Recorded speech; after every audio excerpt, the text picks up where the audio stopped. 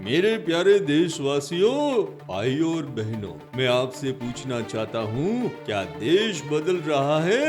मैं आज सूरत को देख रहा हूँ, मैं आज राजकोट को देख रहा हूँ। मुझे लगा था कि लोग वेकेशन मनाने चले गए होंगे, लेकिन पता चला पूरा गुजरात तो पेट्रोल पंप की लाइन में खड़ा है।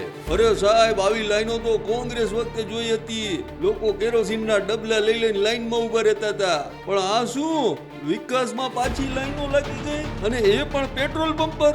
આને કહેવાય વિકાસની રફતાર। ભલે ગાડીમાં પેટ્રોલ હોય કે ન હોય, પણ લાઈનમાં ઊભા રહેવાનો ઉત્સાહ ઓછો ન થવો જોઈએ। હવે આ ડખો પડ્યો છે ઈરાન, ઇઝરાયલ અને અમેરિકા વચ્ચે, અને હળગી છે આપણા ઘરમાં, એટલે કે આપણા દેશમાં। વગર કારણની લાઈનો લાગી ગઈ। પેટ્રોલ ડીઝલ ખૂટી જાય, પેટ્રોલ ડીઝલ ખૂટી જાય એમ કરી કરીને લોકો લાઈનમાં લાગી ગયા। કંપની કહે છે કે ગભરાશો નહીં, સ્થિતિ સામાન્ય છે, પણ તમને ખબર છે પેલો નાયરા પેટ્રોલ પંપ જ્યારથી બંધ થયો ને, લોકોને થઈ ગયું ભાઈ લાઈનો લાગવાની જ છે, હાલો ભાઈ અત્યારથી જ લાઈનોમાં લાગી જાય। અને સવારથી ગુજરાતમાં જ્યાં જુઓ ત્યાં બસ આવી લાઈનો જ લાઈનો જોવા મળી જાય છે। અમદાવાદ હોય, સુરત હોય, વડોદરા હોય કે બધી ભરૂચ, રાજકોટ હોય કે જામનગર, ગમે એવી મોટી તોપ હોય ને, ગાડી તો લાઈનમાં જ લાગેલી જોવા મળે। એટલે કે લ્યુનાથી લઈને લેમ્બોર્ગિની ગમે એ ગાડી હોય ને લાઈનમાં જ જોવા મળી। અને આ કાળજાર ગરમીમાં લોકો લાઈનમાં જોવા મળે। હવે ડીલર એવું કહે છે કે 50% કાપ છે, અને કંપનીઓ એવું કહે છે ગભરાશો નહીં ભાઈ, સ્થિતિ સામાન્ય છે, પૂરતા પ્રમાણમાં જથ્થો છે। પણ આપણી આ પ્રજાને સમજાવે